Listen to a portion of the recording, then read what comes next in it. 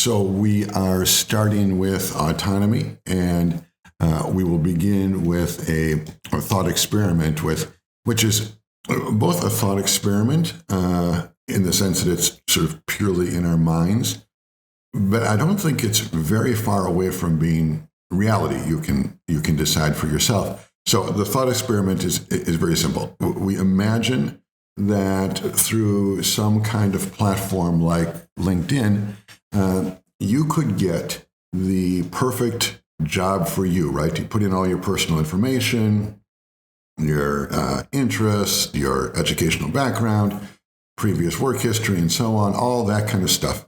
And then LinkedIn analyzes that information. And of course, because it's a big data sort of optimizer, it will connect your information with, say, information of people you've worked with, the kind of people you tend to get along with, the kinds of trajectories they have. So if you have information about the applicant, which in this case is you, right, your background, your education, your interests in jobs, plus all the information about people you've worked with, and maybe information about family members too, because sometimes brothers and sisters are alike, sometimes they're different. Probably the machine can figure that out too. But if you have this giant network of information, which includes people's interests and strengths and background and so on, then it's very possible that LinkedIn could, with its analytic powers and its ability to understand what kinds of jobs have worked well for other people in the past who are like you, it's very possible that LinkedIn could really provide for you almost a perfect job, right? And then to make this a thought experiment, what we say is, well, let's just imagine that it is a perfect job. Let's imagine that by signing up for LinkedIn, you get the one job which is better than you could find for yourself. Sounds good, right? And you go to LinkedIn, give your information, you get the right job. Here's the problem. Here's the catch. The catch is that when you put all of your information into LinkedIn so that they can find the right job for you, that also locates lots of other jobs as being the wrong job, right?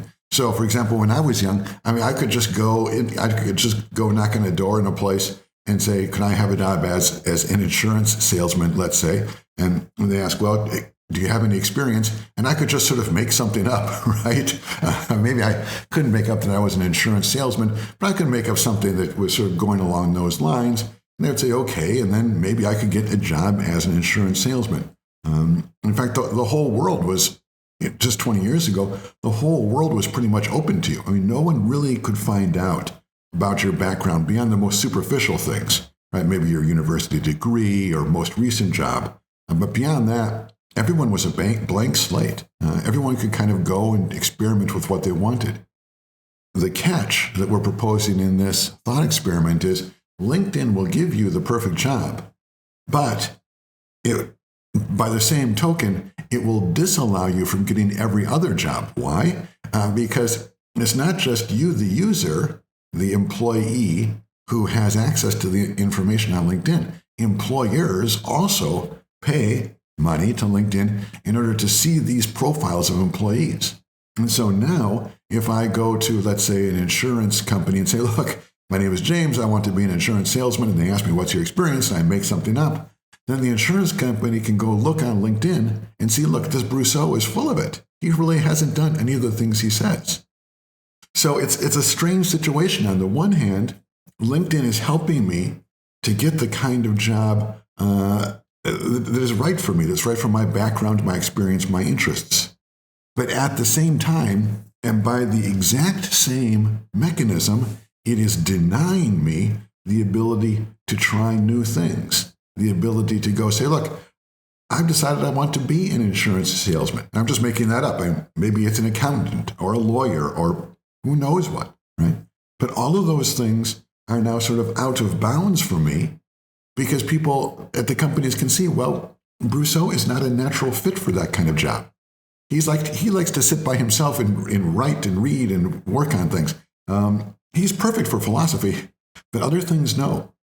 So it's odd that on the one hand, LinkedIn seems to promote my freedom, right? It helps me get the kind of job I want. But on the other hand, when you look carefully, it seems as though it takes away quite a bit of freedom too. It takes away from the ability to try something else. So that's the thought experiment. And the question here is, do you sign up? Do you make that deal?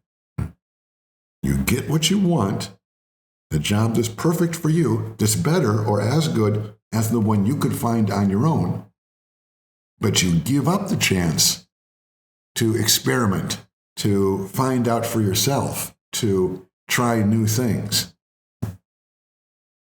I'm not sure what the answer to that is.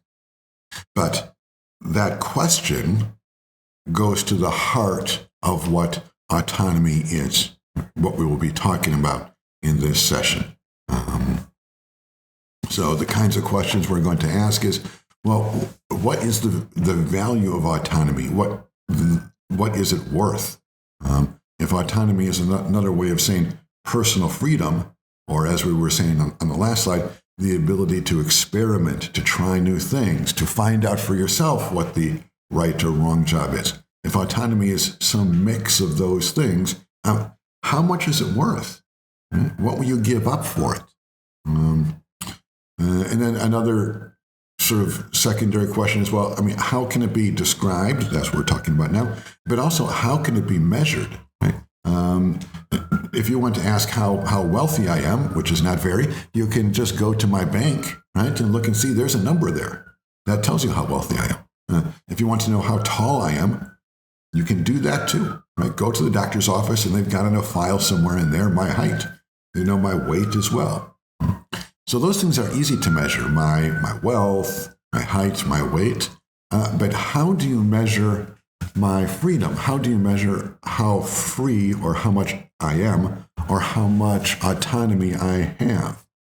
What are the units? Is it ounces? Is it meters? Is it miles per hour? Right? It's unclear even how we would measure autonomy. So these are some of the questions that intersect with and surround that thought experiment. It's not just the first question, which is, will you take the deal or not? Right? Will you give up the chance to experiment in order to get the perfect job? It's also, what exactly are you giving up? Does this example capture part of autonomy or personal freedom? Does it capture all of autonomy and personal freedom? What exactly is it capturing? And then, insofar as we have some idea of what it is, how do you measure it? With what units? These are the kind of questions we will be looking at in this session. So what I propose is that in the first part of the session, we talk about the definition of autonomy. And first, we will ask ChatGPT, because we never know when we might get a good answer there. And then we'll look at a philosophical definition of autonomy, and then a philosophical social definition of autonomy, and then a more practical definition. All right, so let's look. I've got the ChatGPT here pulled up for us. I should have typed the question in, but I will now. What is autonomy and AI ethics? Let's say in 50 words? In 50 words. 50 words or less. Let's see what ChatGPT 4 has for us. Okay. Autonomy and AI ethics refers to the principle that AI systems should enhance and respect human autonomy. All right, well, autonomy means that we should enhance and respect human autonomy. Okay, so that first sentence, you can see this is classic ChatGPT. It sounds like it's telling you something, but it's not telling you anything. Autonomy, essentially, ChatGPT is saying autonomy is autonomy. And that's gone. Ensuring that individuals maintain control over decisions that affect them. Okay, that's better. So autonomy for ChatGPT is control over decisions that affect you. Autonomy emphasizes the importance of consent, privacy, and the ability to intervene or opt out of AI-driven processes. Okay, good. So the second parts are a little better. So ChatGPT is defining autonomy as control over decisions that affect you. That's a good start. And it is significantly intersects with consent. This is something that would this would fit well in medical ethics. And all of us have had the experience of talking with doctors and having doctors spit out some crazy jargon that no one can understand. If a doctor recommends that you have a certain treatment or a certain test or so on, part of being free, part of having autonomy as a patient is being able to consent to those things, to say, yes, I want this test. Yes, I want this treatment, as opposed to just falling victim to some discussion the doctor gives and you don't understand what's going on, but you know you're supposed to come back in 2 weeks for something, right? So consent is that. Privacies, we're going to talk about that specifically in a few weeks. The inability to intervene or opt out of AI-driven processes, that makes sense, right? You can say, I want to be part of, in this LinkedIn, I mean, I think all of us agree that we have some significant amount of autonomy with respect to LinkedIn. It might be that in the future, people will feel like they have to be on LinkedIn, but I think it's still true that you can get away with not being on LinkedIn, that you have the ability to opt in or opt out of LinkedIn. The question we were asking back in that thought experiment is, well, I mean, is LinkedIn helping our autonomy or not? But whether or not we have the autonomy to be on LinkedIn, yes, I think we do have that for the moment. Anyway, all right, so that's ChatGPT. I suppose if I was going to highlight something, I would say individuals maintain control over decisions that affect them. That's a good start, control over your own decisions. I think that's pretty obvious, but it's something.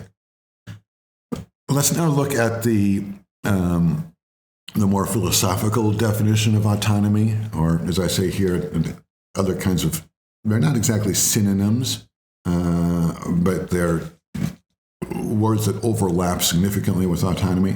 There's the idea of freedom or personal freedom, the idea of self-determination, the idea of agency.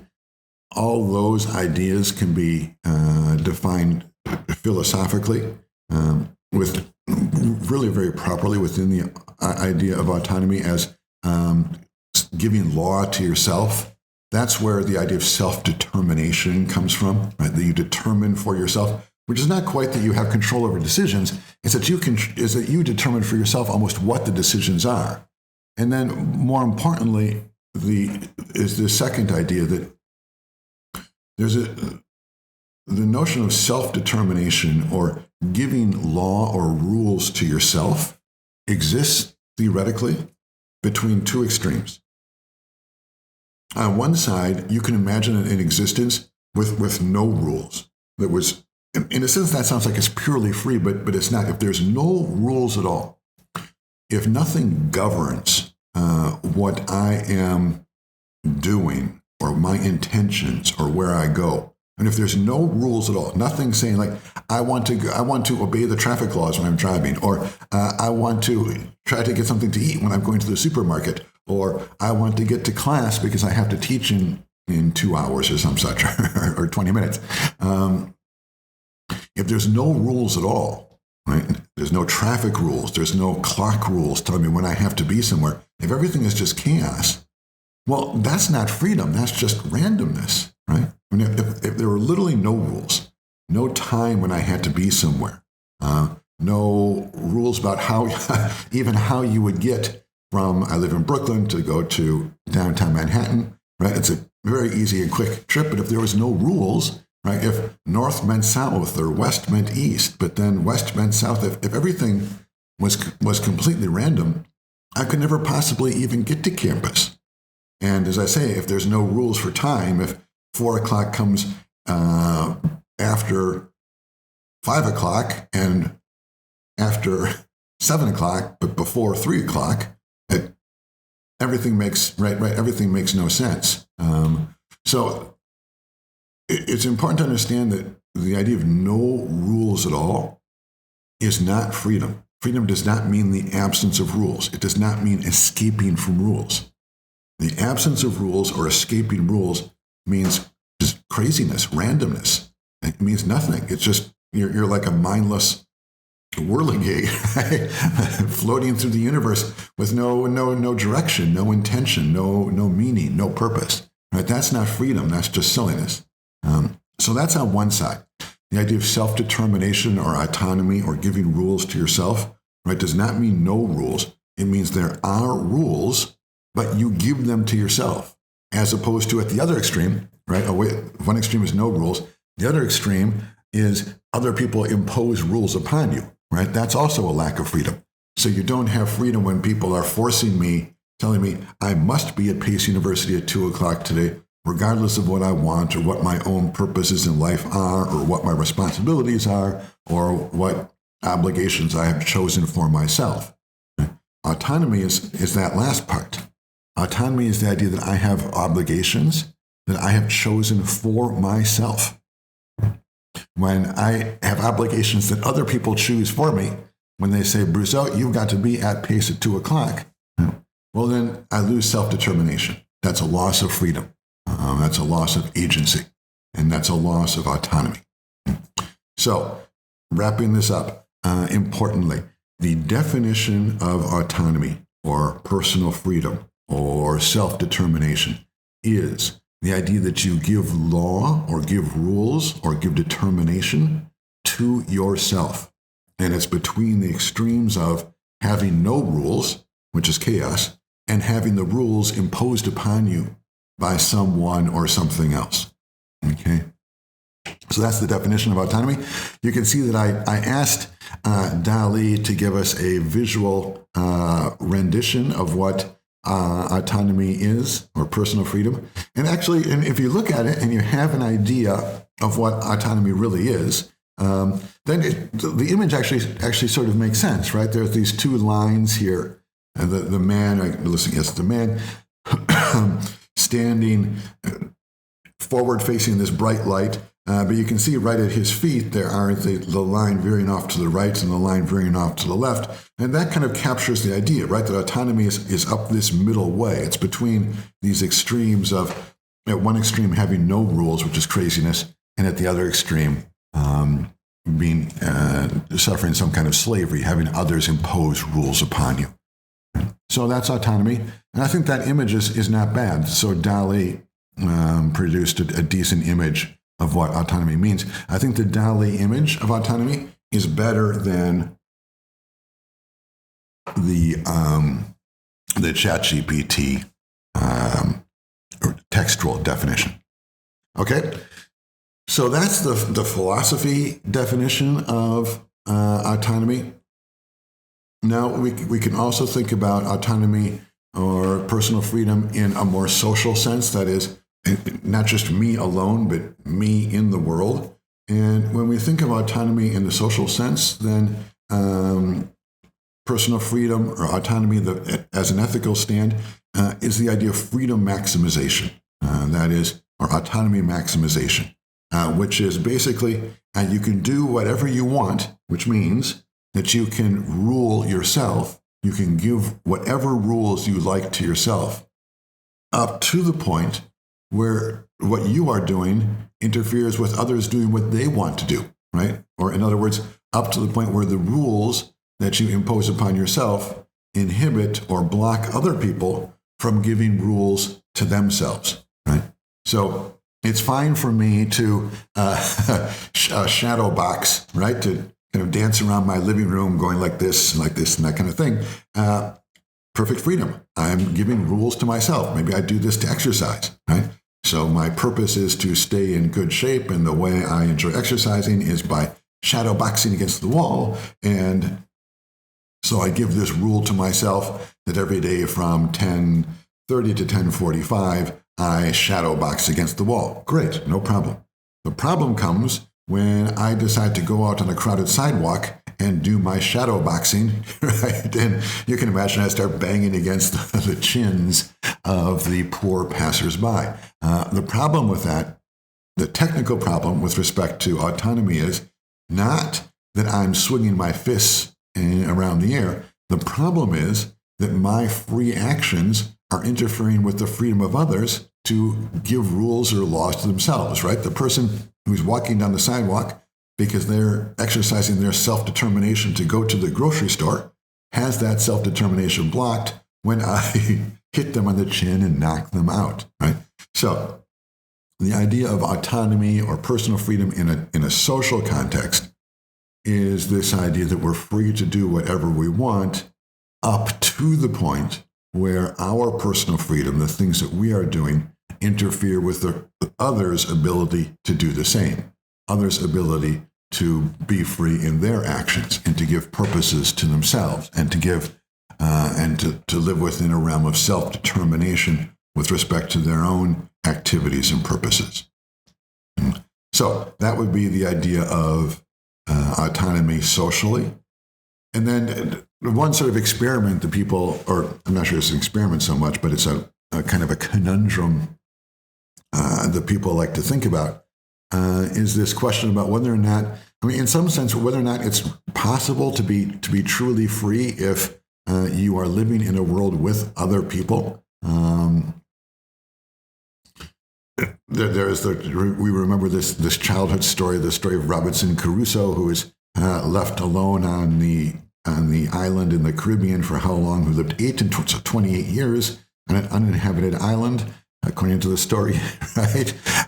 So there, the question is, well, does he have perfect autonomy? I mean, it seems like he can maximize his freedom because he never has to limit his own self-determination in order to make room for other people to live in the way they want to.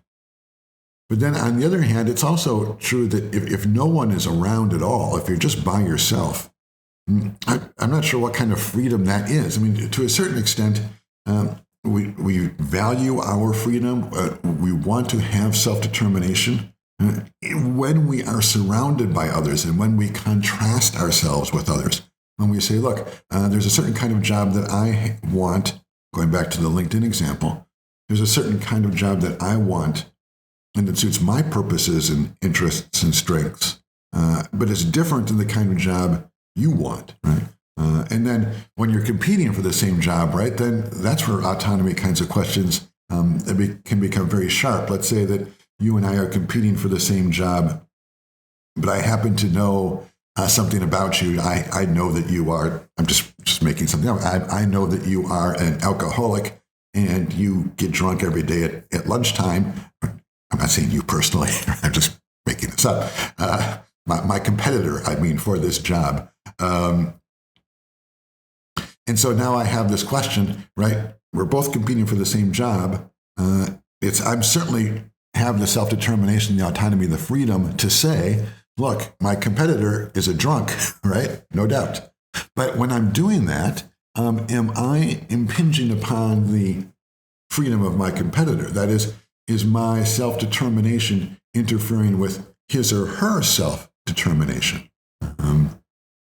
I'm not sure exactly what the answer to that is, but this segment of the discussion is to ask the larger question. Maybe it's only in those kinds of situations that we have a sense of our own freedom and our own self-determination. In other words, maybe we only kind of feel free when our freedom is limited. So I'm not sure if you imagine yourself, I don't want to do this experiment personally, but if you imagine yourself on an island alone for 28 years, I'm not sure you would be free, maybe in some purely theoretical sense, but would the human experience of freedom be there, or would you just sort of feel like you were living in a place where there was no, it would be almost a place where there's no freedom and no freedom, where the question of freedom doesn't even come up. It's like living in a desert. There's no water there. So it's not a question of whether you like the beach or don't like the beach. There are no beaches, right? It's not a question. You're just in the desert. It's kind of like that here for freedom, I think, in Robinson Crusoe. It's not that he's really free. It's that there's just no question about freedom. It doesn't come up. It's not part of his reality. It seems to me that might be right. That being alone, perfectly alone, would not be freedom, but it would not be the opposite of freedom either. It would just be a non-freedom reality, like being in a desert, and it has nothing to do with the beach because there's no ocean. Anyway, that's something we could think about later. The main point I want to make here is this idea that within a social setting, one of the things that's interesting about autonomy or personal freedom is that freedom itself is limited or constrained. Freedom is limited or constrained by freedom itself. So freedom limits freedom, right? Because as I say, I'm free to do whatever I want up to the point where my freedom interferes with your freedom to do whatever you want, right? So it's a curious situation that freedom limits freedom, or freedom constrains freedom, or autonomy is circumscribed by autonomy. Autonomy defines itself. That would be the way to say it. Okay, so that's the philosophical definition, the social definition, and then in the practical world, there's also a set of ways of thinking about autonomy, and those the three key ideas. And here I've got Dali going again for us. Are the idea that in order to be free or to have autonomy, you must be physically free. That means just that someone does not have me handcuffed to a chair. Right? If I'm handcuffed to a chair, I have lost my autonomy because I can't go anywhere. That's the most obvious practical definition of autonomy. But autonomy also normally is taken to imply a kind of mental freedom, which is informational freedom. So if I want to go to the grocery market, but some evil person at Apple puts into my phone, or I guess it's Google, since I use Google Maps, some evil manipulator at Google changes the Google Maps, and now everything is reversed, and so I can never find the grocery store. I'm not really free, or don't really have self-determination. I cannot exercise my autonomy because the rule I've given to myself is I want to go to the grocery store to buy some hamburgers, but I can't do that because I don't know where the grocery store is. Or even worse, I think the grocery store is east, but really it's west. So in order to have freedom, or in order to have autonomy, it's not enough to just be physically free.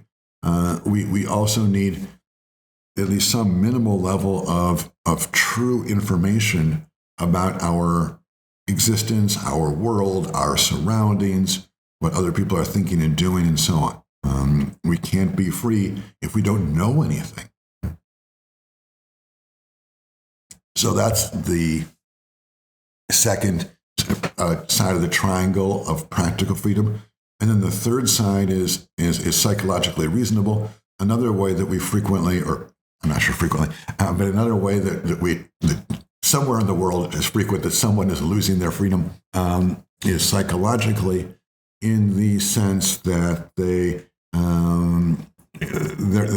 minds are not working well, or their minds are, in a sense, short-circuiting in the way your mind would be short-circuited if it has happened to many people.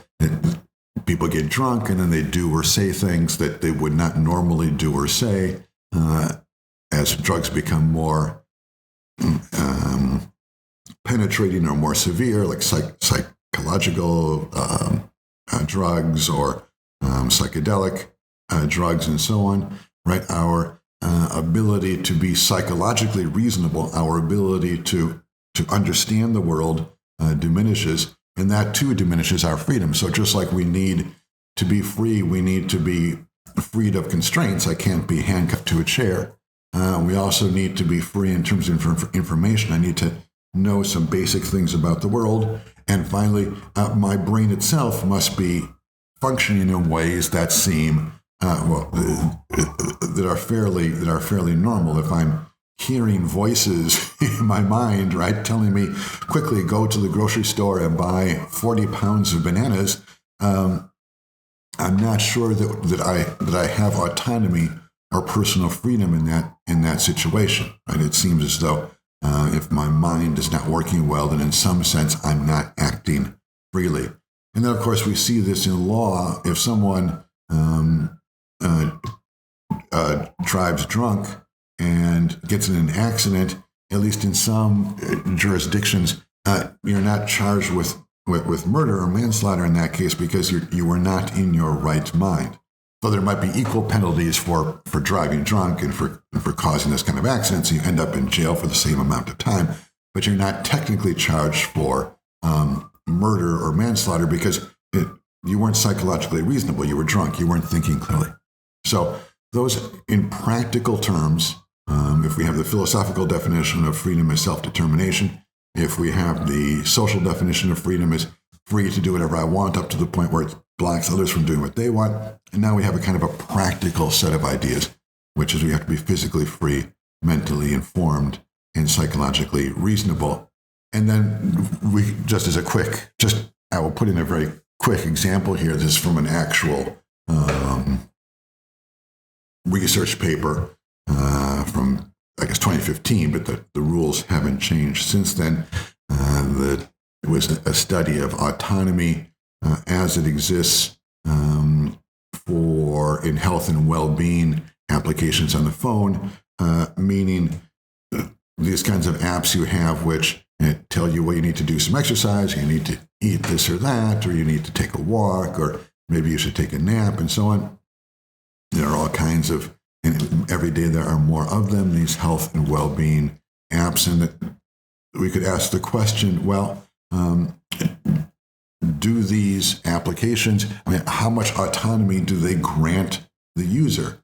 And so in this article, the authors say, look, we can think about that in terms of the degree of control that the user has within the app. So that would be something like, can I change, if it's a health and well-being app, can I change the goals that I have for let's say my weight? It's after Christmas time, so I was aiming to be at 190 pounds average weight this year, but I'm going to start out at 210, so I better adjust the average up a little bit for the year. Well, can I do that in the application? Something like that would be the degree of control that the user has within the app. And I think something like that corresponds a little bit with the physical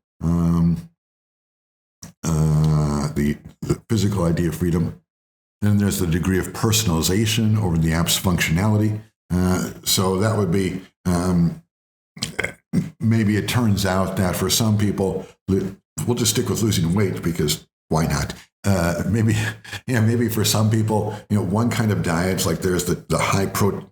I mean, every week there's some new idea, right? There's the high protein diet will work, or maybe you just eat a lot of lettuce and carrots, or maybe drink water without stopping and that kind of thing. Who knows?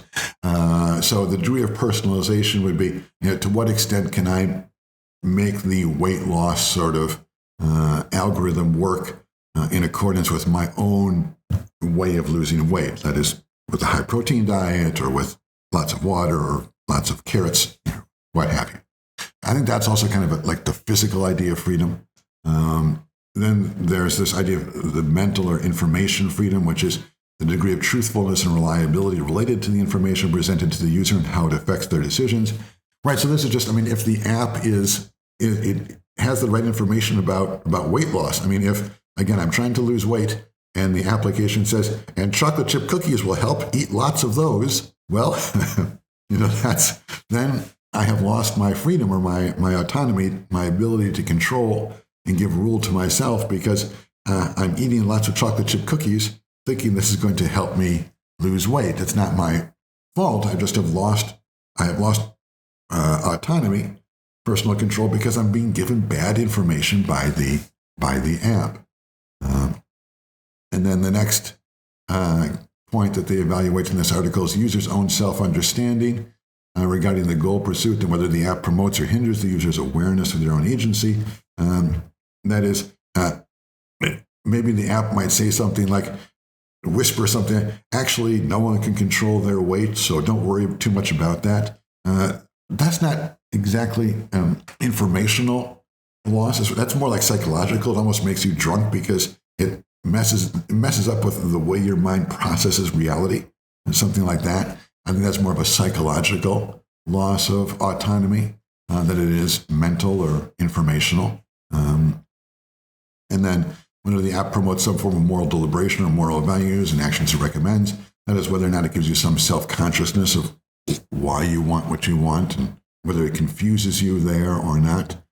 So I think that too is almost psychological. It's almost like if you're getting steered in the wrong direction with respect to why you want to lose weight. This is just a trivial example, but I think it serves.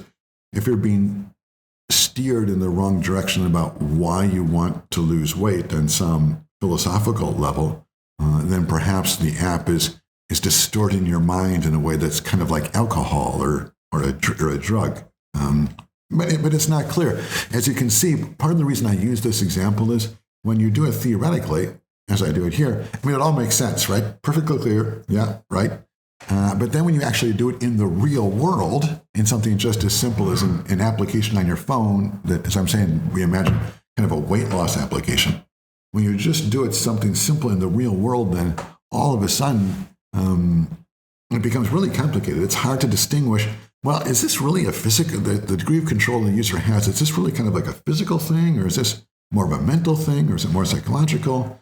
And then the same thing with the later ones. It's not clear if they're psychological or mental.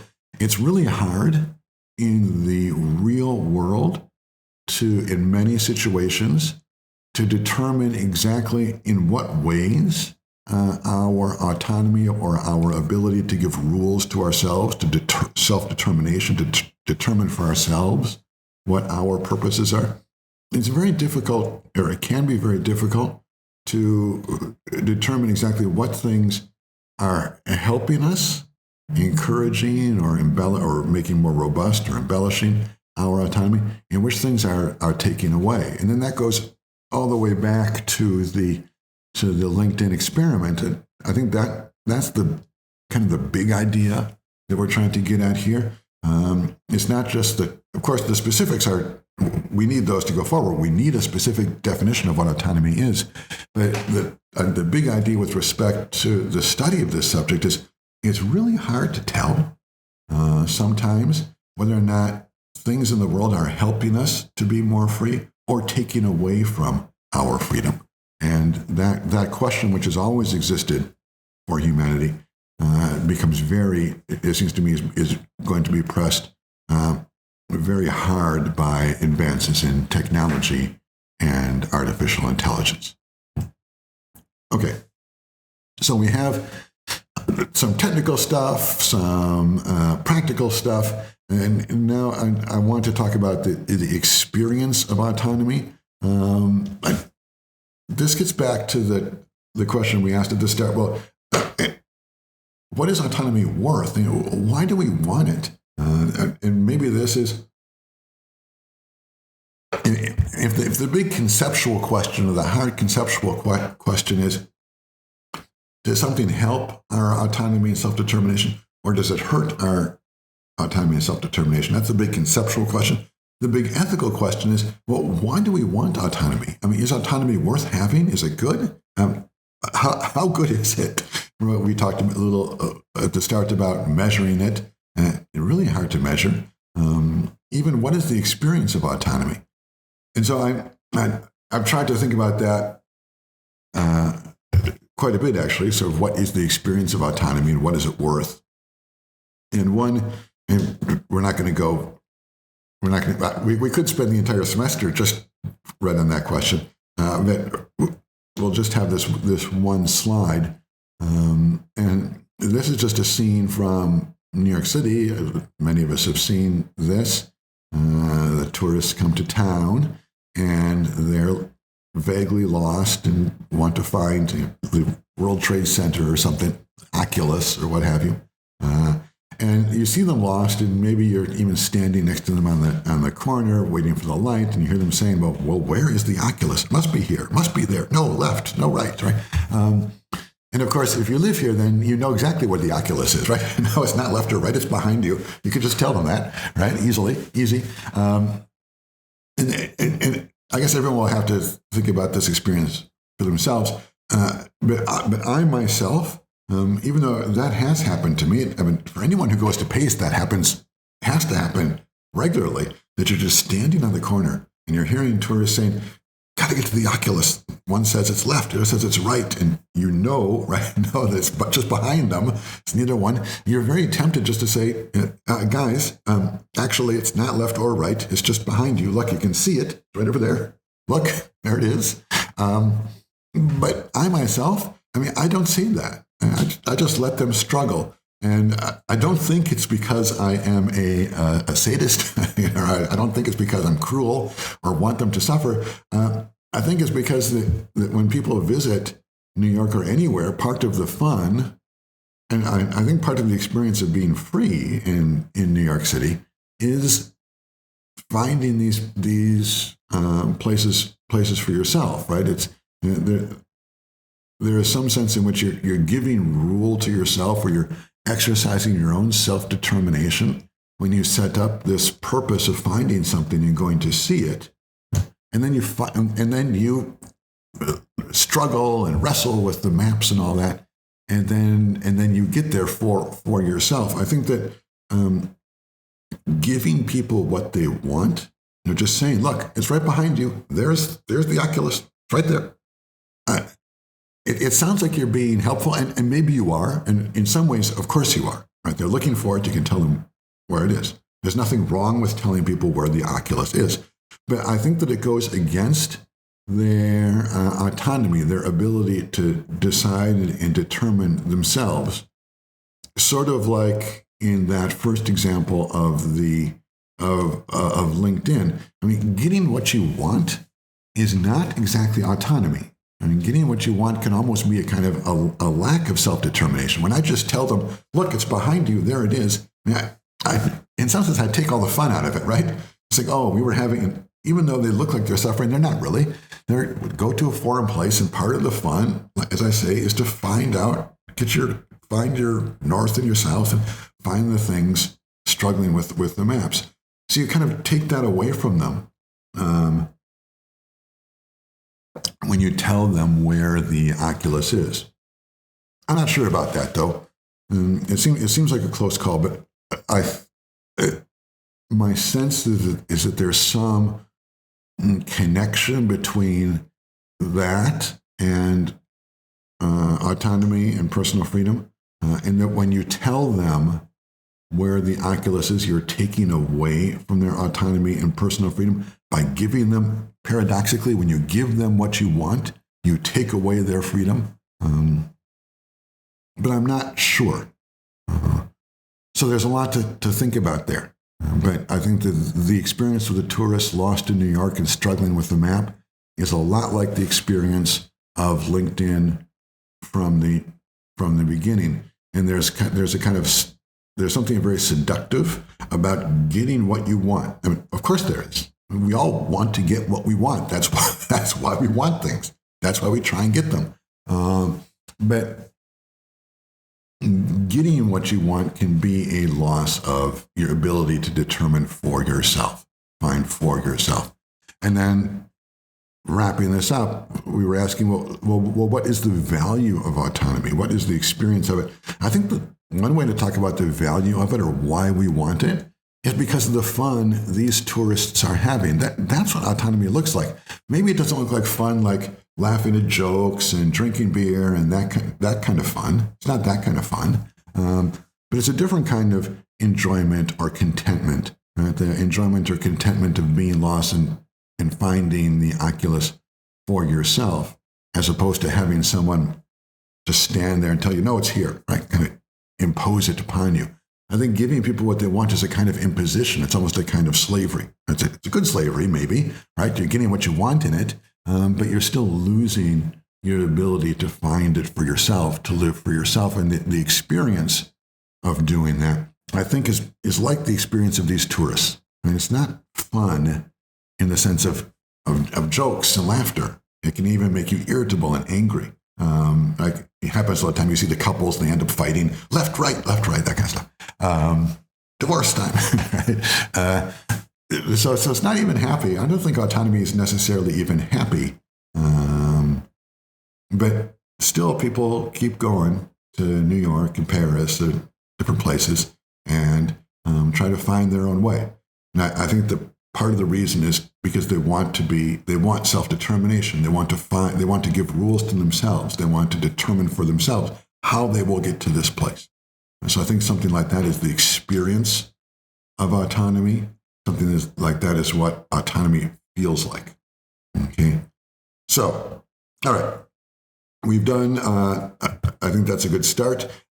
We have done a lot. We have done a kind of a definition of autonomy. Well, first we did the thought experiment, LinkedIn. Then we did the definition of autonomy philosophically, which is giving rules to oneself. Then we did a definition of autonomy that was a theoretical. Then we did it socially, which is this idea that it's freedom maximized or limited, freedom limited by freedom, or the idea that I'm free to do whatever I want up until the point where what I'm doing interferes with you being free to do what you want. Then we looked at some practical kinds of things, and then we finished by looking at this kind of the experience of autonomy. And so now maybe we can just take a few minutes for each of you to imagine your own experience of autonomy. I've given you a lot of information, but just like it exists, with real things, when you're studying something that's actually real, it's not just information and stuff. It's when you're actually studying real stuff. One way you know you're studying something that's real is that it's hard to figure out exactly what it is you know. So I will ask you just to take a few minutes to think about what exactly it is that you've learned, or what autonomy means for you. And there's no right or wrong answer, of course. Though for a test or something, you can always get some analytically right or wrong answer. You can say, well, what is the philosophical definition of autonomy? Is to give rule to yourself. But that's only a part of it. I don't think that there's any actual end to the discussion or to thinking about what autonomy means. But I will give you 5 minutes anyway to think about it.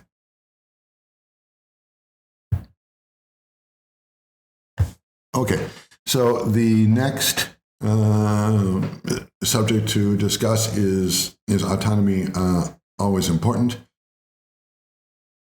If we're saying that autonomy, and we are saying that autonomy is valuable, is something that's worth having, then the obvious question is, okay, maybe it's worth having sometimes, like when you're looking for the Oculus or something, but is it always worth having? Is it always important? And I have a slightly different thought experiment here.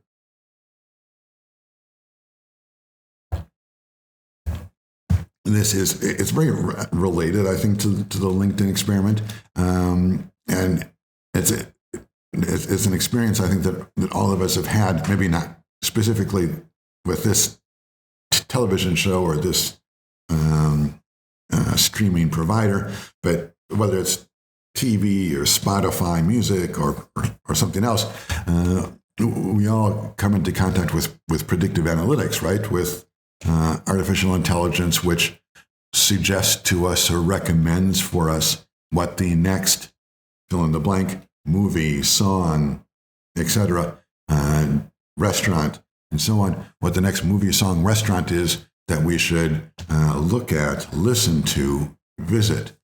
That's what predictive analytics and AI, that's one of the things that AI does. And in the field of predictive analytics, I think that's the main thing it does, is that it recommends things to us, that the machine recommends things to us that it thinks we will like. And so in this case, I'm not sure if any one of you have seen this detective show called Poirot. This is an Agatha Christie character. It's kind of I think it's kind of an intriguing detective series. This kind of funny character. This is the detective. It's both sort of interesting and kind of funny at the same time. He goes around and solves he's kind of a French Columbo figure. He solves mysteries in his own way. And then, of course, it's a limited series. At some point, they stop making the shows. And so you go from season 3, episode 1, 2, 3, 4, season 4, episode da-da-da. I mean, at some point, you get to the end of the Poirot series, right? And then Netflix has a problem. For Netflix, it's really easy. If you've been watching Poirot season 1, episodes 1 through 5, and then season 2, episodes 1, 2, right? They've got a pretty good idea of what you suggest after episode 2, right? They just go right into episode 3. The hard part for Netflix comes when the Poirot episodes run out. Now we've seen seasons 1, 2, 3, 4, and 5. There's no more Poirot. They've got to suggest something else if they want to keep me in front of the television. And Netflix wants that, right? That's what they understand their job to be, to keep me stationed on my sofa, watching the screen. So how are they going to do that? Well, the first thing they do is the same thing they've been doing up to now, which is before this series episode even ends, or just as it's ending, it's very precise, just as it's ending, they're already rolling the next episode, right? This is true. Was true through all the. We'll just imagine that we all watched together the Poirot season. This was certainly true for the entire Poirot season. That as soon as season 3, episode 2 was coming to an end, before it fully ended, and certainly before they started running the credits, they were already showing in the corner the very start of the next episode. So we were never really broke away from Poirot. As soon as our interest had culminated and we were about to say, well, maybe I should go clean wash the dishes or something, who knows, right? Maybe I should go do something else. Just at the moment that idea would pop into our mind, the new episode starts, and so we're already thinking, oh, what's going to happen now? Who's going to, since it's Poirot, probably, unfortunately, someone is going to die, and so we're interested to see who that victim is going to be and why and how and that stuff. And so theoretically, we can't ever escape the television. So that's the way it works. That's what predictive analytics does. It's fine. But the challenge they have at Netflix is, after Poirot is done, what do they put? And then another series, which is kind of similar, I think, but different, is this one called Shetland, which is about also a sort of idiosyncratic and curious detective, but instead of being in, I think Poirot is Paris, right? But he kind of is in Europe all over. He's kind of like James Bond, but funny. He's all over Europe. Shetland is this guy in Ireland or something like that. A very different kind of character, very salt of the earth kind of character. But if you like idiosyncratic detectives solving odd crimes, which Poirot is, then Netflix tells me that I will also like this Shetland character, or this show called Shetland. I can't remember if Shetland is the place where he is, or it's his name, or both. I don't know. But I know that I did get recommended Shetland. That's why I put it here. And so how does it work, right? Just as the last episode of Poirot is ending, you see it starts in 0 seconds. In 0 seconds, you see it at the bottom, it starts in 5, 4, 3, 2, 1, right? And then it's going. And so once again, you're stuck. You can't get away from Poirot. So that's the way predictive analytics works. There's autonomy dilemma. It's very similar to the LinkedIn. Is our freedom, is our self-determination being facilitated or helped by this, or are we being trapped? Are we being imprisoned by this? I mean, is Netflix helping us be more free, or is it making us be less free? I'm not sure what the answer is. But what I wanted to talk about in this system, in this part of the discussion, is not just more or less freedom, but as I said at the start of this section, does freedom always matter? I mean, it's one thing, for example, to worry about freedom in a kind of a healthcare setting. I think almost all of us agree that if you're making a decision about a major life decision, like, let's say, I'm just making this up again, am I going to go in for some major surgical procedure because they think there might be, they think there might be a problem with my heart, so they're going to do some major surgical procedure on my heart. But of course, if it's a procedure like that, maybe I would die. Hopefully not, right? So this is a major decision, right? I'm literally risking my life to save my life. And I think most all of us agree that we should have self-determination. We should be free to make that decision for ourselves. And the question of autonomy or personal freedom is very important then. But what about this? For Netflix, I mean, even if we say, and this is the point I want to make, even if we say that Netflix is really imprisoning us, is kind of trapping us in front of the TV, it's exploiting the knowledge it has of our interests, it's exploiting the fact that they know that I like Perot to tempt me with this new series and keep me trapped in front of the TV.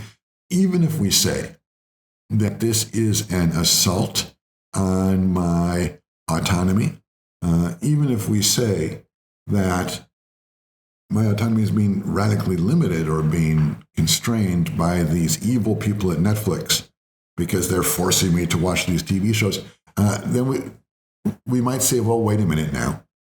Even if it's true that Netflix takes away my personal freedom, and I'm not sure they do, but let's just say they do. Even if we say that, does it really matter? And that is autonomy always equally important? Certainly it's important when we're talking about healthcare, major healthcare decisions. But when we're just talking about watching movies, does autonomy matter? Does it have the same value? Is autonomy something like, let's say sort of like pregnancy, right? You're either pregnant or you're not, right? There's kind of no middle ground. It's 0 or 1. I mean, so is autonomy like that? Like something you have or you don't have? Or is autonomy something more like grains of sand, right? You can have a little bit of autonomy, 1 or 2 grains of sand, or you can have a lot of autonomy, sort of a whole beach. Right? So if autonomy is the second, if it's like sand, right, then we might say, look, healthcare decisions are kind of like beaches. There's a lot of autonomy involved there, a lot of sand, a lot of it. So we have to worry about that quite a bit. But movies is more like just 1 or 2 bits of sand. And if we leave the beach with 1 or 2 bits of sand and stomp those into the street, it really doesn't matter. And there's so much sand on the beach that who cares, right? If movies are like that, right, or rather if autonomy is like sand, then maybe we would say that movies are kind of like 1 or 2 grains of sand. And so autonomy really doesn't matter too much. And so we really don't need to bother too much about these ethical questions or the ethical question of personal freedom when it comes to Netflix, whereas we do need to worry about it when it comes to health decisions. By contrast, so that's one way of thinking. By contrast, the other way of thinking is that autonomy is not like that. It can't be divided up. It's not like grains of sand. There's a beach of it, a little bit of it. Instead, autonomy is like, again, it's like pregnancy, right? Or it's like 0 and 1. You either have it or you don't. Or maybe autonomy is kind of, in a sense, like air, right? You can't really divide it up. You either have air or you don't, which is bad. So if autonomy is like that, if it's not divisible, it's something you have or you don't have, well, then in that case, then we have to be worried about the Netflix thing. So this is an important debate within autonomy. Is autonomy something, or personal freedom something we should worry about all the time, or only sometimes? And then, okay, so that's that. So we have the LinkedIn, where I think it's pretty clear that autonomy is important there because that's our professional life, our job. Then we have a similar question here, which is Netflix. And I'm not sure here that it matters as much. Some people say yes, some people say no. And then a third example, say Tinder. So have the same, this is also predictive analytics, whether it's LinkedIn predicting the right job for you or Netflix predicting the movie that you should watch. Dating apps do the same thing. They predict the right choice, or they try to predict the right choice for your romantic matchups. So we could think here too, and just quickly create the same thought experiments in your minds. If this is the way the experiment would be,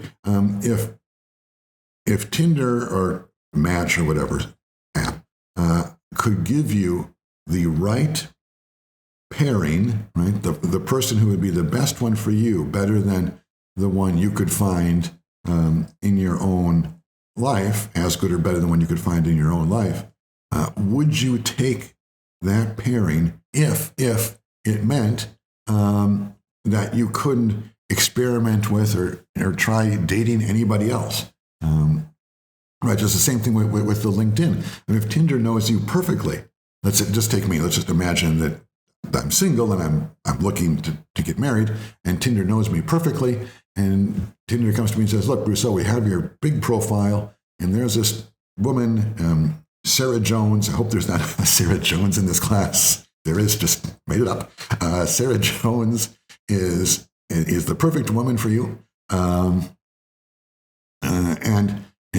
once you sign up for Tinder, the two of you are matched up, and then let's just imagine you're legally required to marry each other and you're together, but it's good. It's good because Tinder works. It makes you happy. The guarantee I'm giving is that Sarah Jones really is as good or better match than I would ever find in my own life, right? She's perfect for me, let's say.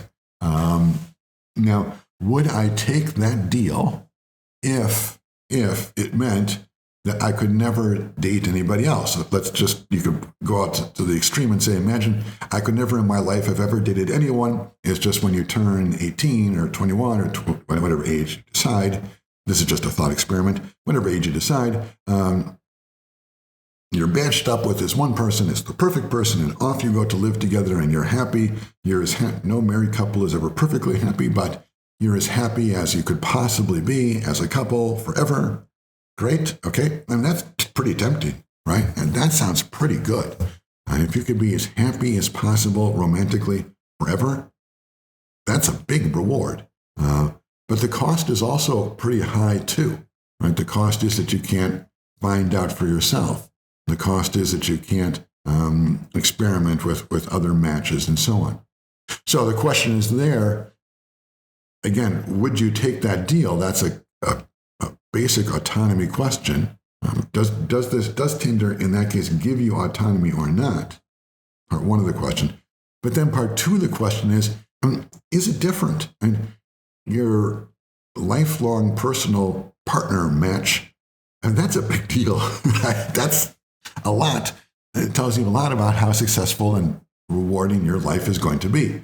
It's probably, I hope, it's a lot more important than what movies you're going to watch, right? So the question is, for maximum case like Tinder, is that also maximum autonomy? That is that where autonomy is most valuable?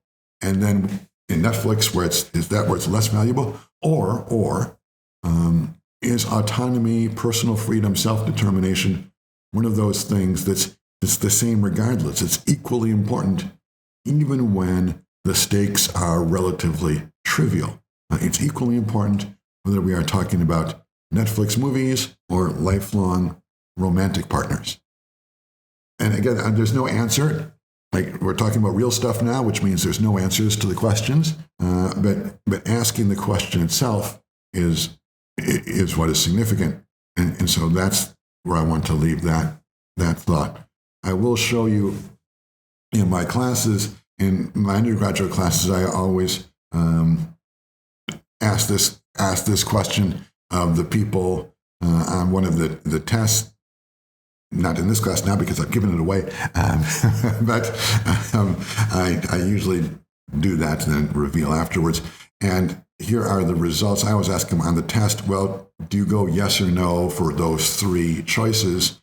And you can see that among PACE students, at least undergraduate students, in general, the answers are people do not take the deal. They do not want the movies to be picked for them. Again, for the Netflix, the idea of the dilemma is simply that Netflix will always give you exactly the movie you want, but you will lose the ability to scroll for yourself and choose your own movies. So that would be the Netflix deal. You always get the right movie, but you cannot scroll for yourself. For jobs, the idea is you will get the perfect job for you, but you can't experiment with anything else. And then for a romantic partner, again, you get the perfect spouse for you, the perfect person with whom to share your life, but you can't ever experience anyone else. And everyone says, well, you can see the numbers yourself. Most people say they don't take the deal.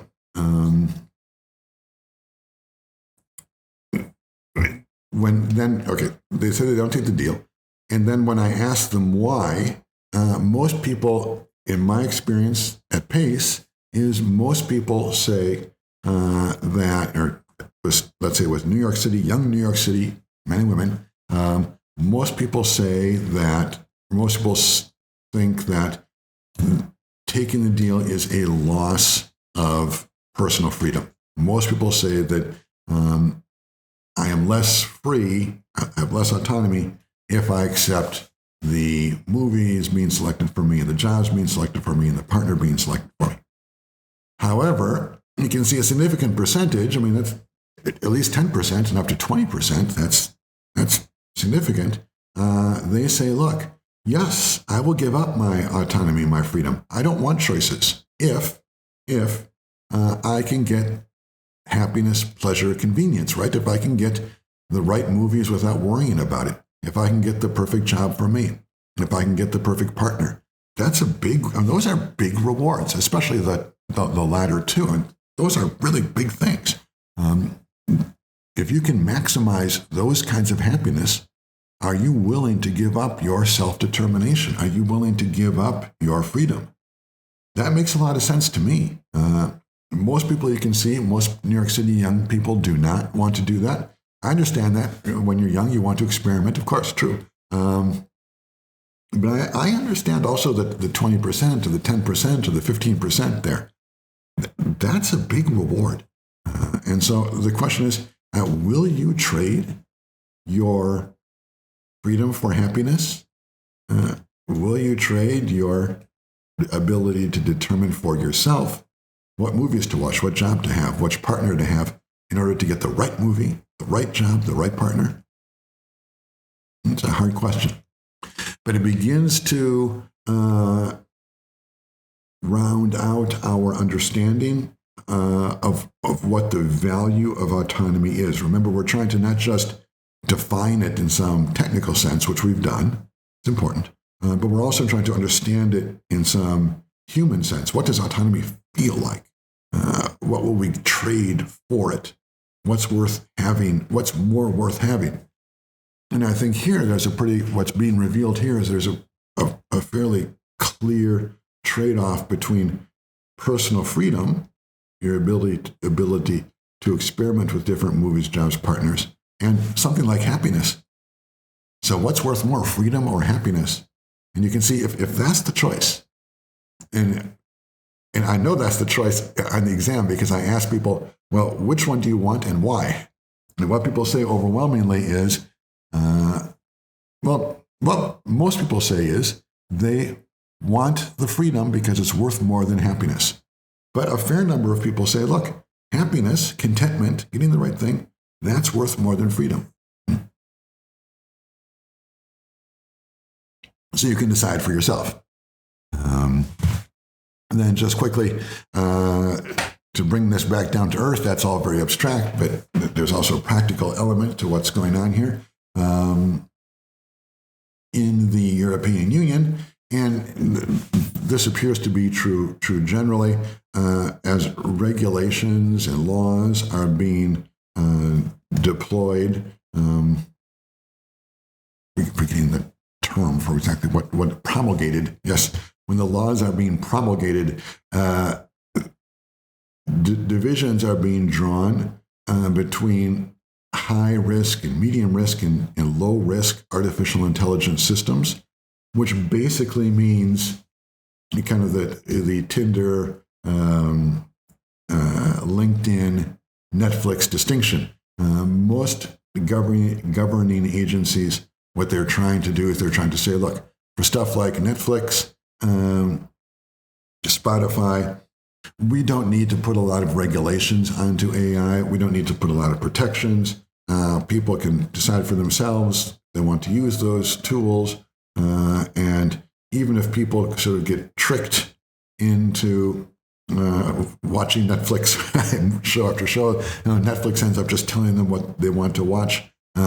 It's really not a big deal, so we don't need to worry too much about that. Forget it. Then as we get up toward medical things, and maybe the LinkedIn experiment would be in the medium risk or limited to high risk, right? It's more important in our lives. Well, in those areas, then we have some, at least the current thinking is that we should have some more rules and some more regulations to decide. This is always just a question in political theory for our overlords in Washington, D.C., or Brussels, or Paris, or Rome, or what have you, for our overlords to tell us, what we can and can't do, and can't see, and can't say, and so on. It seems like that the thinking, the mainstream thinking now is that there are some medium risk things where the government should prohibit or severely limit your ability as a user to make your own decision about whether or not you use certain devices and things, and maybe that might be LinkedIn or something like that. And perhaps the rules are that normally the rules are not that you're prohibited from using these things, but instead that there are all kinds of permissions that must be sought and all kinds of limitations that are placed upon the companies. Maybe those are good things, maybe they're not, probably a mix. You have to decide for yourselves as time goes on. And then at the highest level, there's unacceptable risk. Those are areas where at least some governments believe that citizens should not have any rights at all to make a decision about artificial intelligence, and companies should not have any rights at all to even deploy these kinds of artificial intelligence. One of those areas is social scoring and facial recognition. We're going to talk more about those things later, but what I'm trying to say here, and the reason I'm bringing this up is, well, there's two reasons. One, because I thought it was time to make sure that we see that this stuff that we're talking about, it does connect with the real world, and the laws that are being promulgated with these ideas in mind that we're talking about now, with this idea that autonomy, maybe it means more in some areas of experience than others. Maybe we should say that it matters if LinkedIn or Tinder is taking away from our personal freedom, but maybe who cares if Netflix does that? Or maybe not. I mean, I think that you can certainly disagree. Of course you can disagree with the way governments today are dividing up, or the way they're thinking about regulating artificial intelligence. And many people do disagree. Many people say, look, that's just not the way we should be thinking about it. We'll have to see how all this pans out. But what's important for this class is that you understand that that's the question that is being asked. Right? The question is citizens' autonomy, personal freedom, self-determination should be protected, even if it means that they're denied the right to use certain things. So it should be protected. And the question is, when should it be protected? Always, sometimes, in some categories, or not. It's going to be a very hard decision. It's going to be very difficult to get this right, and certainly there will be a lot of errors on the way. The technology is advancing very rapidly, so it's hard to know beforehand which technologies are going to legitimately help us be more free, and which technologies are going to subtract from our freedom, subtract from the choices we have. We will have to see as time goes on. Okay, so that's the questions to stop at and consider for a moment now. The question is, how is autonomy? Is autonomy one of those things which is like sand? That is, you can have a lot of it or a little of it. And in that case, there are some areas where it's more important, some areas where it's less important. Maybe it's important for Tinder and LinkedIn, but not important for Netflix. Or by contrast, is autonomy more like a 1 and a 0, or pregnancy? You either have it or you don't.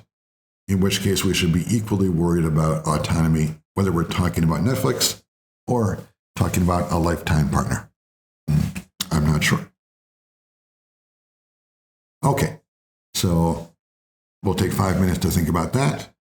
And then we go on to the question of explore, exploit.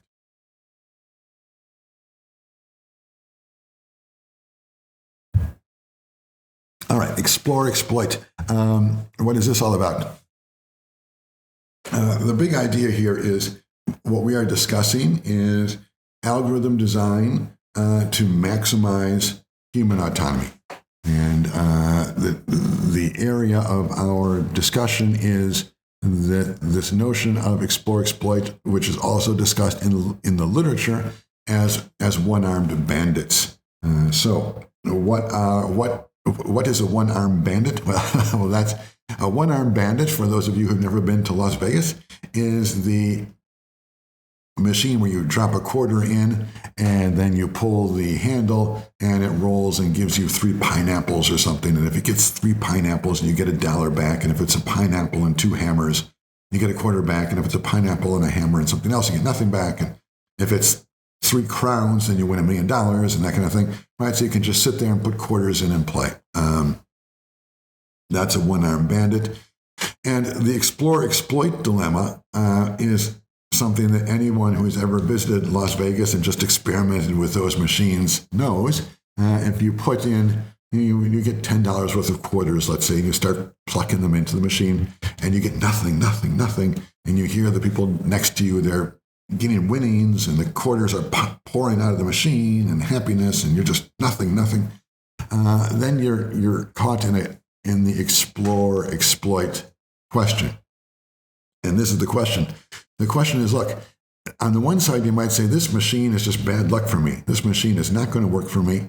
I've just put $5 worth of quarters in. I've gotten nothing. So I better switch machines and try and find one that works better for me. That's explore, right? I'll try this machine for a while. I'll try that machine for a while. Try this other machine for a while. Or maybe I will go from one-armed bandits. I will now try blackjack or try the lottery wheel or something, right? Try to keep changing what I'm playing until I find something where I start to win. That's explore. But exploit, by contrast, is the idea that, well, you find something that works for you and you just stick with it. And once you've plucked in $5 worth of quarters into this machine, well, then you've made this big investment in the machine, and you think, look, I mean, I should exploit this investment. A win has got to come up soon, right? It's 5 times 4, so it's $5 times 4, right? So it's 20 quarters that I've lost. In the next 10 quarters, there's got to be a win here, right? So that's exploit. So explore is the idea where you kind of look around and try to find the blackjack or the one-armed bandit or the thing that works for you. When you're looking for jobs, it's explore is when you try to be an insurance salesman, then a lawyer, then this, then that. That's explore. Exploit is when you say, I'm just going to stick with one thing and try and get all I can out of this. As you might do if you say, I decide my career is philosophy, so I'm going to just keep doing philosophy year after year, even if I have some bad years when no publications or something. I'll just keep doing it and have confidence that over the long run it will work out for me. That's exploit. So I plugged into DALL-E, 2 people playing one-armed bandit slot machines in Las Vegas casino. They're next to each other. Their faces are visible. One person is envious. One person is joyful because he wins a big pot. Or he wins. Looks like it's a woman who won the big pot. And then there's the guy back there who's all frustrated. That's the explore exploit dilemma, right? The guy in the background sees this woman is overjoyed. And you can see this is earlier days of DALL-E's from 2022. So the image is not very good. The woman looks kind of like a crazy woman, and the guy looks also kind of like a crazy man. They both look crazy. But it captures the idea, right? The poor guys are plucking his quarters in, and the woman is like happy because she just keeps winning the winnings. And so the guy's tempted, look, do I explore? Do I look for a different machine, or do I just stick with this one where I put all my money in? That's explore exploit. And now I'm asking, how does that connect with, I've said how it connects with one-armed bandits. I'm asking how does it connect with serendipity, and how does it connect with autonomy? And that's what we will look at next. So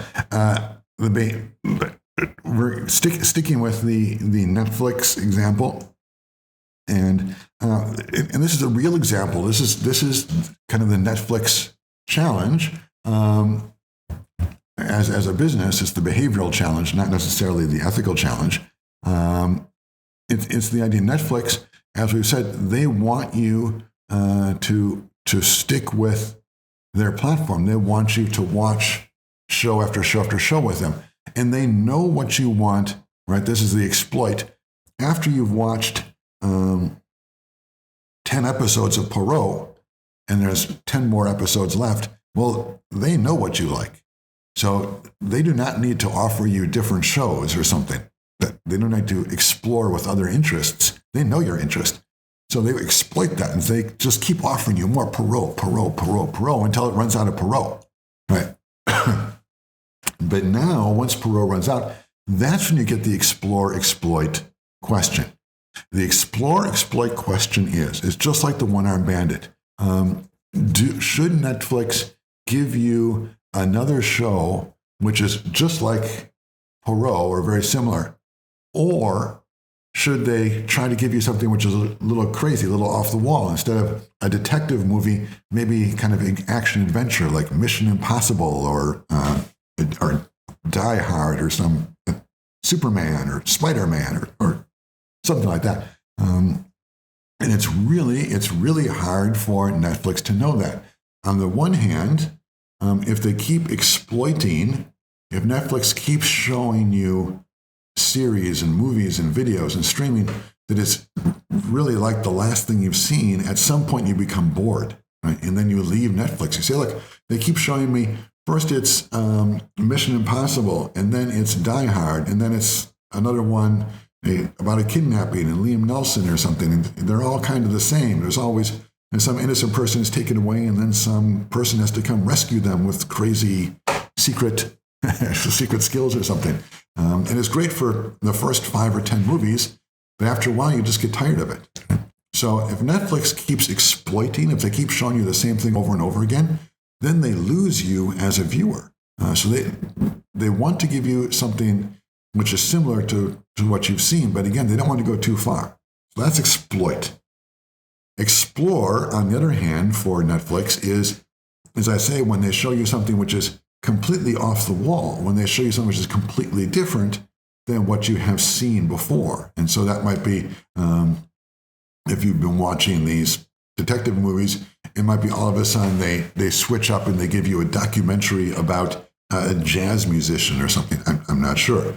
And then you watch that. Let's say they give you a documentary for a jazz musician, and you watch that for 12 seconds. You say, no, forget it, turn the TV off. Well, Netflix learned something there, right? Netflix learned, they explored, and they learned jazz is not for you. So they're not going to give you another jazz recommendation. So you turn it back on again, they're probably going to go back to exploit, and they're going to show you something like the movies you'd previously enjoyed. But when those run out, or when they sense that you might be getting bored, they're going to have to, sooner or later, they're going to have to explore again. They're going to have to try to show you something which is different, to see if they can find some new interest to tempt you, to get you involved in something else to watch. And so if they gave you a documentary about a jazz singer that was a failure, then maybe they gave you I'm just making this up, maybe they give you a romantic comedy with Sandra Bullock or something, or Meg Ryan has a new one. Or the Barbie movie or the Oppenheimer, whatever is different than what you've been looking at recently. So once again, the process repeats. And do you just turn the TV off immediately? Or do you sit through and watch the movie for 5 minutes, 10 minutes? You watch the whole thing to the end. Netflix learns from that.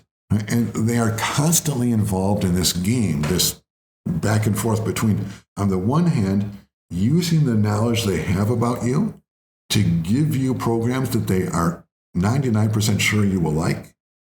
And on the other hand, exploring, trying to find new things that you will like, because they know that if they keep giving you the same thing over and over again, you will leave. So they have to find new things. But the cost of finding new things is that if you don't like it, then you also leave. So, Netflix has a hard time. If they give you the same thing over and over again, you leave. If they give you something which is too different, you also leave. They have to find exactly the right spot. They have to find something which is sufficiently different than what you're used to keep you interested, to keep you attuned, but something that's also similar enough to what you've seen, so you don't just turn it off in disgust. Just turn it off and say, this is too weird, too different for me. Right? So that's the explore-exploit dilemma in what's called predictive analytics. Predictive analytics is just the general idea that you will be recommended something that fits you. It doesn't matter whether the recommendation is a movie to watch or a job to have or a partner to marry or anything, or music to listen to or anything. Predictive analytics is just the idea that data and algorithms can be used to give you the next happy choice. But as I say, everyone who does predictive analytics is caught in this explore-exploit dilemma. On the one hand, how many times can you give someone the same thing that they've already had and keep them happy? And to what extent can you explore? How frequently can you show them something completely different and not have them leave the platform and never come back? Terrifically difficult human challenge. And that then is, in a certain sense, a way of, at least what I'm proposing here, is it's a way of maximizing autonomy. If you can find the right balance between explore and exploit, then on the one hand, right, you are providing the reward of autonomy, of self-determination. You are letting people choose for themselves what they want and enjoy that choice when they're watching another episode of Poirot. But you're not completely trapping them in that, because you are showing them occasionally some new things. So the person who's watching Netflix constantly has the opportunity to determine for themselves what they want to watch. Something like that is it seems to me, is the way that a platform would maximize autonomy. On the one hand, they're trying to maximize self-determination. So on the one hand, they have to give you what you determine you want, the kind of movie you like. But they can't just take away the process of applying that law to yourself. So that in that sense, they have to occasionally feed you things where you once again exercise the ability to choose for yourself. Do I want this? Do I not want this? So something like that is the way it seems like autonomy will work for Netflix. And of course, I just use Netflix as an example because it's non-controversial. We could use it for other things too. But I just want to talk about this purely rationally, and no one gets too emotional about Netflix. So that's why I'm using this example. But the theory that we're developing here applies to Match or to LinkedIn or to religious kinds of things or political kinds of things and all the other stuff too. It's the same. It's the same dynamic. It's just different domain. So we are at the Netflix behavioral challenge, and we've said there's this balance between explore and exploit that they want to keep you on platform. And then what I'm saying is that there's also a kind of an accompanying ethics challenge, and that is that you could maximize autonomy, and that's what I just got done saying, right? That maybe these two challenges, maybe you could conceive them as fitting together, right? That you can both maximize the behavior, the amount of time people spend looking at Netflix, the viewing time watched, and also maximize the viewer's autonomy if you balance explore and exploit well, right? People are constantly getting what they want, but they're also constantly reinforcing their own ability to decide for themselves. So I think that makes sense. And then that connects with, I want to talk now about something very specific for AI engineers and designers and people involved in computer science. The idea of serendipity is and at least at the moment, these things change every 2 weeks. But at the moment, the idea of serendipity is the field of study which is occupied with finding this balance between explore and exploit. Serendipity is the idea that Netflix will help you stumble upon some interesting kind of movie that will engage you, and that you will be able to decide for yourself that you like, and you want to watch more movies that are like that, or more series which are like that. So serendipity is, of course, just as the dictionary definition, serendipity is to have the lucky chance that you stumble upon something you like, right? The kind of music or so on. What predictive analytics does is it uses algorithms to make you to increase your serendipity, to make you serendipitous. Have your days be serendipitous. That's right, serendipitous is the word. We want your days to be serendipitous, meaning that you stumble upon, via the algorithms and the training of the artificial intelligence, you stumble upon things which are new and different, but also interesting and engaging, right? So it's that balance between explore and exploit. And so serendipity, if you want to work at Netflix and you're interested in what I'm saying right now, you can study serendipity and they will definitely hire you at Netflix or other places, because this is a big, big business concern. I mean, how can we keep users on site without losing them because on one side they get bored, or on the other side they don't get things that are interesting? You've got to change up what they want, but keep it interesting at the same time. That's really hard to do. Serendipity. And we can think about this analytically in some sense. There's this algorithm designed to maximize autonomy, but this could also be to maximize serendipity. And you can at least, I can't tell you how to get it right, but I can help you sort of frame the question. And you can see that sort of for explore, exploit, if you are trying to lengthen user engagement from 0 to infinity, right? In some sense, Netflix wants you to be there watching infinitely. Or the same thing if you're trying to go from 0 to infinite profit for Netflix, or if you're trying to go from 0 to infinite enjoyment for the user. I'm certain that all those things can be mapped onto an explore exploit axis, and that if you're in if you're at maximum explore, right? If you're purely explore as you are at this extreme, then you're going to have pretty much 0 user enjoyment, 0 profit, and 0 user engagement, because you're just essentially just constantly giving people completely new things. So they say, well, why would I use the Netflix predictive algorithm? Because it's just giving me new things all the time. I never have a chance to actually kind of enjoy over a period of time the sort of film that I like. So if you have pure explore, if it's just constantly different things coming at you, then you're going to get no enjoyment, no profit, and no user engagement. But the same thing is true at the other extreme, right? Maybe it's not immediate, but if you just keep showing someone the same thing over and over and over and over again, their enjoyment is going to diminish to 0. They're going to leave the platform, so profit goes to 0. And they're going to leave the platform, so engagement also goes to 0. So you can see that enjoyment for the user, profit for the platform, and user engagement all is at 0 when you're pure explore, pure exploit. But it moves up toward infinity, never gets there. It moves up as you move along this curve, as you get this balance between explore and exploit. The hard point is, or the difficulty in what you're looking for is the top of the curve there. What is that point? How do you balance explore and exploit? And also,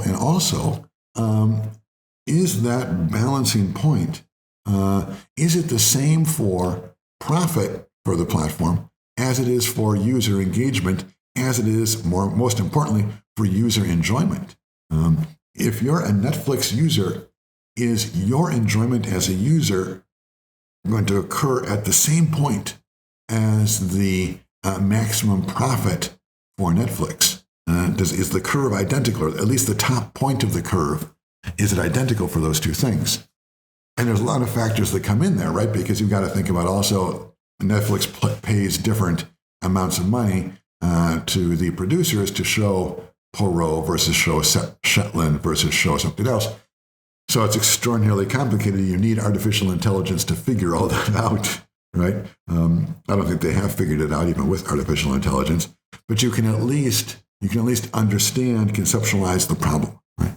And this is what the problem looks like. It's this curve between explore and exploit. If you have pure explore and no exploit, you're at 0. If you have pure exploit and no explore, you end up at 0. And what is the balance? How do you maximize that? 1, and 2, is that point of maximization, is it the same or similar for user enjoyment and platform profitability? Not sure. So that's the that's the Netflix challenge. If you're interested in this kind of field and you're in computer science, then one area where you might want to investigate this is in the literature on breaking filter bubbles in social media. You probably know that filter bubbles is this idea that, especially in TikTok, it's very powerful, but it tends to happen generally in social media, that when you express an interest in something, people talk a lot about this in politics because it's a fairly obvious case, so I will just stick with that.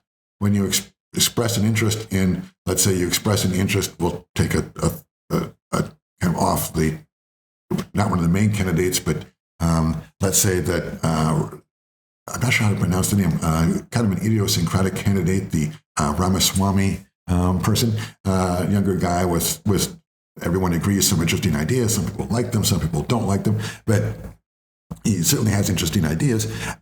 And so what the platforms do is, and if you let's just imagine if you kind of like his ideas, then it will show you more videos in TikTok, or connect you with more friends who also like his ideas.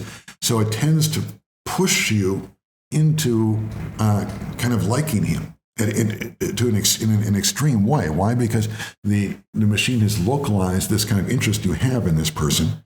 And so you get, the feedback you get is positive about him, and that leads you to like him more, which leads to more positive feedback, and you go deeply into, you become a unstoppable right, Ramaswamy advocate.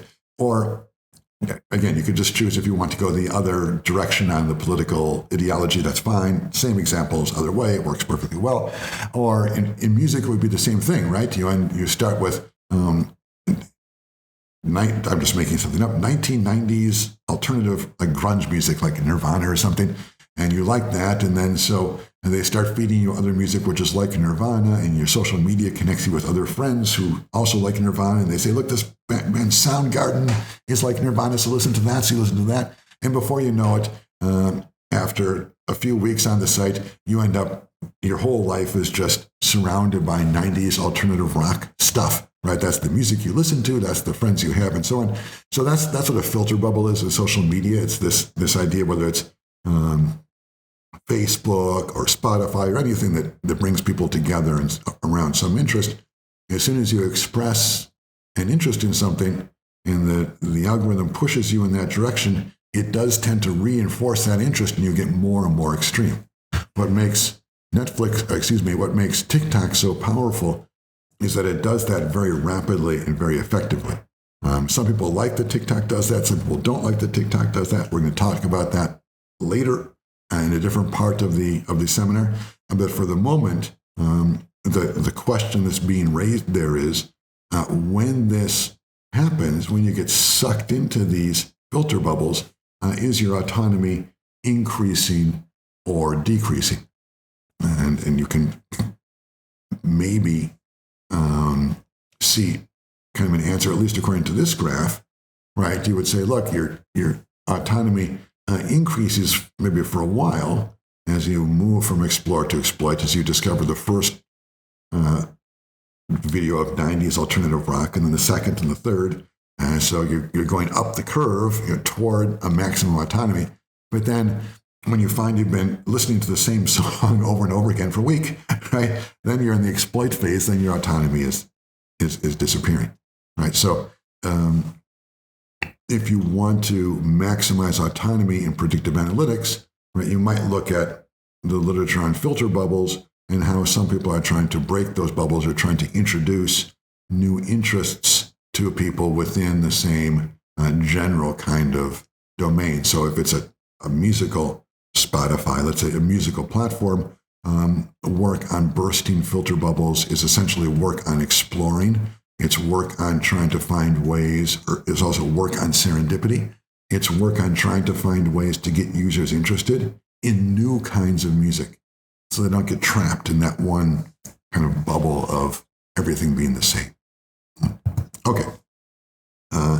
So you can ask yourselves, just take a few minutes and ask, just from your own experience and your own work in this area, how might you maximize user autonomy? What would be an area that you're familiar with? Maybe you're familiar with musical platforms or something else.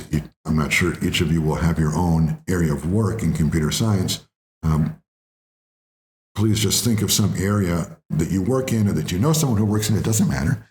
Some area of work in computer science, and think about what the autonomy challenge is there. And what I've been trying to show on one hand is what autonomy is, but on the other hand, what I've been trying to show is where this question of autonomy comes into real applications in computer science today.